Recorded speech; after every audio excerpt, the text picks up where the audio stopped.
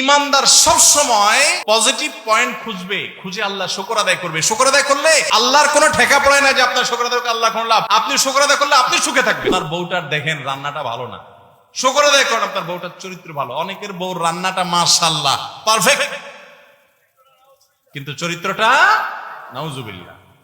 তাহলে তার তুলনায় আপনি ভালো না খারাপে আছেন। অনেক মহিলারা অভিযোগ করে, হুজুর আমার স্বামীটা অমানুষ, একটাবার জিগায় না খাইছো কিনা। আমি বললাম পরকিয়া করে কিনা, না সেটা করে না। আলহামদুলিল্লাহ বলেন। আবার আরেকজন এসে বলে, হুজুর আমার স্বামীটা পরকিয়া করে, 2 নম্বরই করে।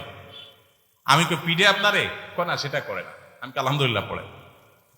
ইমানদার সব সময় খুঁজবে যে শুকরিয়ার জায়গাটা কি। আপনার ঘরে ঢুকছেন, ঢুকে দেখছেন হায় হায় চোর বেটা ঢুকে টাকা পয়সা সোনা গয়না মোবাইল সব নিয়ে গেছে। এখন দেখার পর খুব স্বাভাবিক মানুষ হিসাবে চান্দিত গরম হবেই, মেজাজটা গরম হবেই, মন তো খারাপ হবেই। কিন্তু আপনি বুদ্ধিমান মানুষ হলে চিন্তা করবেন, আল্লাহ খাটটা নিতে পারেনি, আলমারিটা রয়ে গেছে, হ্যাঁ শোকেসটা নাড়তে পারে না, নাড়তে পারলে এটাও নিয়ে যেত, হ্যাঁ ফ্রিজটা নিতে পারে না, যাক আজকে যদি আগুন লাগতো তো এগুলো তো পুরো ছাই হয়ে যেত। আলহামদুলিল্লাহ সেই বিপদটা আমার হয়নি। এখন আপনি বলবেন তাহলে আগুন লাগলে কি বলবো? আগুন লাগলে তখন বলবেন আল্লাহ যাক আমি তো বাঁচছি। কত মানুষ বাড়িতে ঘুমেছিল, আগুন লেগে বাড়িও পড়ে ছাই, সেও ছাই হয়ে গেছে, আছে না নাই?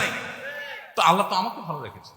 ইমানদার সব সময় পজিটিভ পয়েন্ট খুঁজবে, খুঁজে আল্লাহ শুকর আদায় করবে। শুকর আদায় করলে আল্লাহর কোনো ঠেকা পড়ে না যে আপনার শুকর আদায় করলে আল্লাহ কোন লাভ।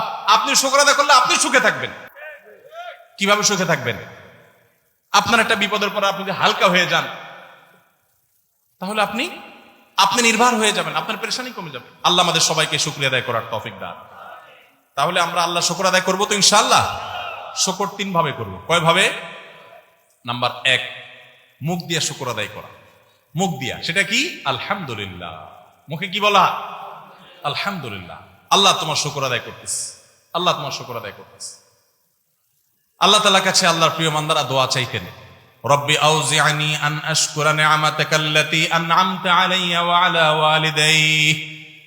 আল্লাহ আমার প্রতি, আমার মা প্রতি তুমি যে অনুগ্রহ করেছো, আল্লাহ সেই অনুগ্রহের শুকর আদায় করার তৌফিকও তুমি দিও। আল্লাহ তোমার জন্য শুকর আদায় করতে পারি, না শুকর যেন না হই।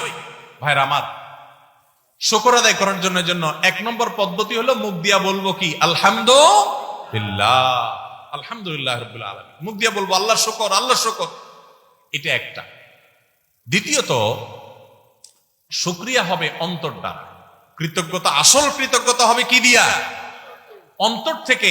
আল্লাহ যা দিয়েছে এটার উপর আপনি হ্যাপি থাকবেন, সুখে থাকবেন। আপনি সুখী হওয়ার মূল চাবিকাঠিটাই এই জায়গাটাতে, যে আপনি মনের দিক থেকে সুখে থাকবেন। এই জন্য নবী সাল্লাল্লাহু আলাইহি ওয়াসাল্লাম বলেছেন, লাইসাল গিনা বিকাসরাতিল আরদ ওয়ালাকিন্নাল গিনা গিনান নাফস। অনেক সম্পদের মালিক হওয়ার নাম ধনী হওয়া নয়। প্রকৃত ধনী হলো যে ব্যক্তির মন বড়, অল্প পায়াও সে নিজেকে অনেক সুখী মনে করে, সে আল্লাহ শুকর আদায় করে, ব্রড চিন্তা করে, সে তার চাইতে কষ্টে থাকা মানুষের সাথে তুলনা করে নিজেকে সুখী মনে করে। এই লোকটা হলো আসল ধনী। যার অনেক আছে কিন্তু এরপরও নাই নাই করে, খাই খাই করে, এই লোক দেখতে ধনী হলে কি আসলে ফকির।